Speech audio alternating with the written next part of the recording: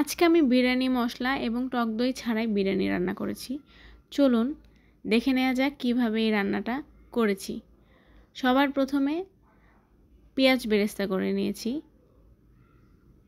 তারপর তেলের ভিতরে 2টা সাদা এলাচ, 1টা কালো এলাচ, 1 টুকরা দারচিনি এবং 2টা তেজপাতা দিয়েছি। তারপর আগে থেকে ম্যারিনেট করে রাখা মাংস দিয়েছি। মাংসটা আমি একটু হলুদ আর লবণ দিয়ে ম্যারিনেট করে রেখেছিলাম। তারপর মাংসটা এপাশে ওপাশে ভালো করে ভেজে নিয়ে 2টা পেঁয়াজ এবং 2টা কাঁচামরিচ বাটা, 1 চা চামচ বাদাম বাটা, 2 চা চামচ আদা রসুন এবং জিরা বাটা দিয়ে ভালোভাবে এপাশে ওপাশে মাখায় নিতে হবে, যাতে মশলাটা ভালোভাবে মেখে যায়। এই পর্যায়ে স্বাদমতো লবণ, হলুদ দিয়ে আবারও মাখায় নিতে হবে ভালোভাবে, এবং লাস্টে পানি দিয়ে আরেকটু নাড়াচাড়া দিয়ে ঢেকে দিতে হবে।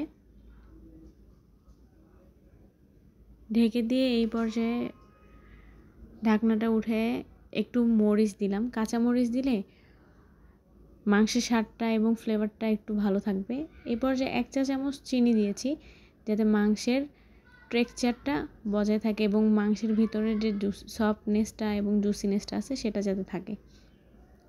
এই পর্যায়ে চুলার জালটা হালকা লোয়ে দিয়ে ঢেকে দিতে হবে, যাতে মাংসটা হয়ে যায়। মাংস হয়ে গেছে। এখন একটা কড়াইয়ে তেল দিয়ে তাতে লং, সাদা এলাচ, কালো এলাচ এবং দারচিনি দিয়ে সাথে 2টো তেজপাতা দিয়ে একটু নেড়ে তাতে পোলাওয়ের চালটা দিয়ে দিলাম। এখানে চিনি গুঁড়া চাল ব্যবহার করা হয়েছে। চালটা আমি আগে থেকে ধুয়ে রেখেছি।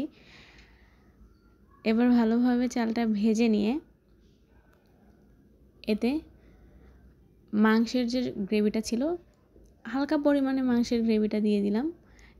এই পর্যায়ে একটু কাঁচামরিচ দিয়েছি। আমি একটু স্পাইসি বেশি লাইক করি, তাই কাঁচামরিচটা দিয়ে দিয়েছি।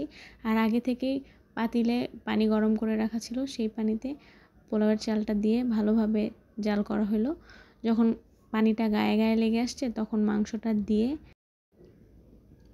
নিচের চালগুলো, ভাতগুলো একটু উপরের দিকে দিয়ে হালকা একটু নেড়ে দিতে হবে। দেওয়ার পরে একটু উপরে বেরেস্তাগুলো দিতে হবে। আগে থেকে ভেজে রাখা বেরেস্তার কিছু হাফের একটু বেশি বেরেস্তা দিয়ে এখন ঢেকে দেব। ঢেকে দেওয়ার পর 10 থেকে 15 মিনিট পরে উঠায় আবার একটু হালকা নেড়ে দিতে হবে, যাতে নিচের ভাতগুলো উপরের দিকে চলে আসে এবং উপরেরগুলো নিচে চলে যায়। এই পর্যায়ে আবার ঢেকে দিয়ে তো রান্না হওয়ার পরে লোক আর মাত্র 5 মিনিট রেখেছিলাম। দেখেন মাংসগুলো অনেক জুসি হয়েছে এবং সফট হয়েছে, অনেক গরম।